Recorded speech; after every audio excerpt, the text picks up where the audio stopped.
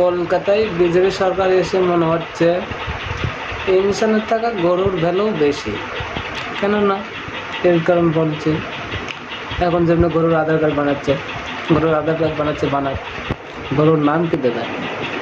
কালো সাদা, না সাদা কালা, না কালো ষাঁড়? নাম যেটা দিলে মানলাম। গরুকে দেখে এসে জিগায় তোর নাম কি, গরু রিপ্লাই কি দেবে?